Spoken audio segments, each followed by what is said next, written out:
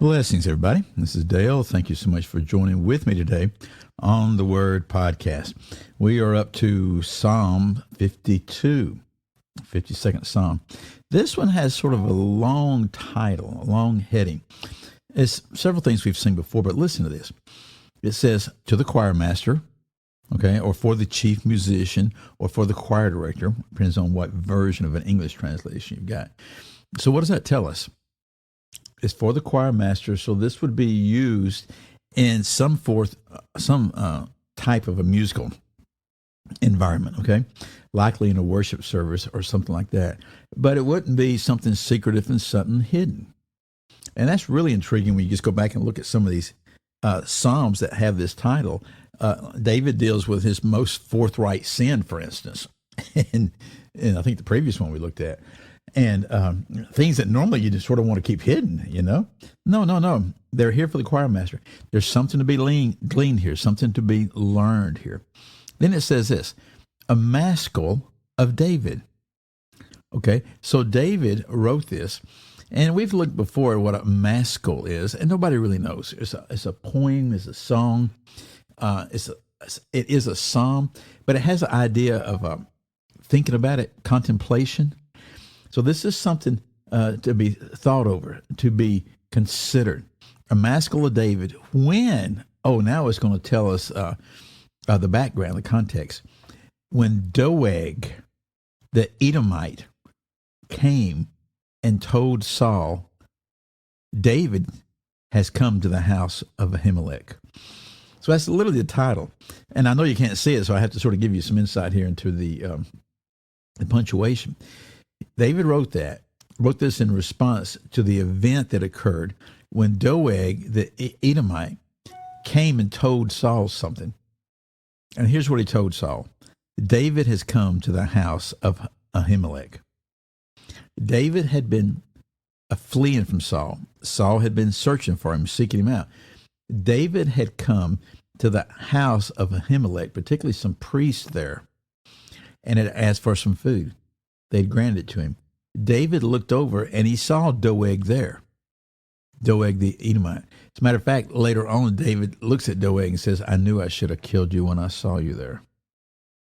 That kind of thing. Doeg comes and reports to Saul, hey, David's over there. Well, by the time Saul and his people get there, David had fled. Saul starts to interrogate the priest and starts to ask what's going on. He tells him what happened.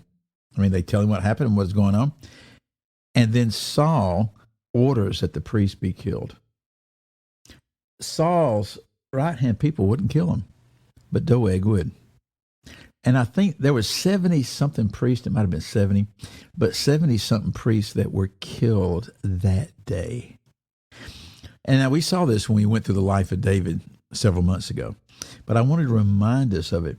That as we go through this psalm, which is a rather short psalm, it's like 9 verses, that this wasn't just a little happy-pappy thing. And, you know, at the very beginning it says, why do you boast of evil, O mighty man? It isn't just this little flippant thing. There is a tremendously evil thing that had occurred right here. And David writes this maskil, this song, this psalm of which we are supposed to meditate upon, that we are supposed to contemplate. We're supposed to reflect using this as a device to do so. And he wanted it put to music. That right there, folks, tells us something. David wanted this story recounted. He wanted people to know not only what had happened, but what the outcome of it is. Now, we'll see the outcome at the very end. I'll just tell you right now. He says, I'm going to give you thanks forever, Lord. I wait for your name, O Lord. He gives praise and adoration to God. So let's just dive into this. We'll see how far we can get today. So with that title, the first verse says this, why do you boast of evil, O mighty man? The steadfast love of God endures all the day. Now, we're not told forthrightly who the mighty man is. We're not told who is boasting of evil. We're not told. Could it be Doeg? Yeah, probably could be, and it probably is. Maybe is. We're simply not told. I would say it's either Doeg or Saul and or both. Okay. But they're boasting of evil, and they're mighty men. Okay. They're in a mighty position. That's definitely Saul, right? But then David says the steadfast love of God endures all day. And we have a tendency, folks, to think, oh, that's nice. Yeah, that's true. God's love, that has said that love, the loyal love of God, it endures forever. It endures continually. And we think, oh, yeah. But think of that in the context where 70 priests were just killed because they helped you. And somebody's trying to find you. And they're mad, so they kill all these folks. And then think, really, are you going to be thinking about the steadfast love of God, how it endures all day? David starts off with this. Oh, you're boasting of evil? Oh, you think you're a mighty man? I got news for you. The loyal love of God endures forever. That's where his mind was. That's where our mind needs to be. Even when various things happen, like what we see in verse 2, your tongue plots destruction like a sharp razor, you worker of deceit. Verse 3, you love evil more than good, and lying more than speaking what is right. Selah. Oh, yeah, we're going to have a couple of Selah moments right here. So it's like, okay, think on this. Reflect on this. Meditate upon this. And so he's speaking to these that are wicked, that boast of evil. He says, your tongue plots the destruction. Your tongue's like a sharp razor. You're actually a worker of deceit. Okay, so whether it's Doeg, whether it's Saul, that applies to both of them. You're a worker of deceit. And you know what? You love evil more than you love good. And you love lying more than speaking what is right. Well, that's pretty strong language right here. But remember this, even in the midst of all this, the steadfast love of God endures all the day. Verse 4 picks it up. You love all words that devour, O deceitful tongue. So he calls him a worker of deceit with a razor tongue. Now that plots destruction. And now he says, oh, you love these words that devour, O deceitful tongue. Then verse 5. And I'll tell you what, I'll read this first. We'll have to pick the rest of it later.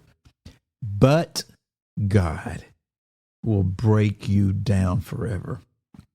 He will snatch and tear you from your tent.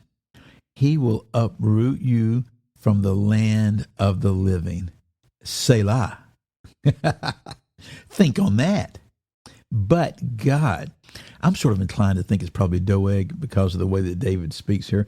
When David would speak of Saul, even after Saul was dead, there was always a degree of honoring the king in his position, that kind of thing. But here, God will break you down forever. He's going to snatch you. He's going to tear you from your tent, from your house. He's going to uproot you from the land of the living. In other words, the Most High God is going to strike you down and take you from the land of the living and put you in Sheol, the land of the never-ending death, hoping you would die, but you never die. Yeah, this is what God's going to do. So you go ahead with that tongue of yours. You go ahead and plan all this evil. You go ahead and do all this kind of stuff. But God's going to take care of it. Hey, this is a really good thing for us to know and for us to keep in mind because, folks, we are in these kind of days. Well, again, I'm Dale. Thank you for your time. I'll see you in the next episode. Goodbye.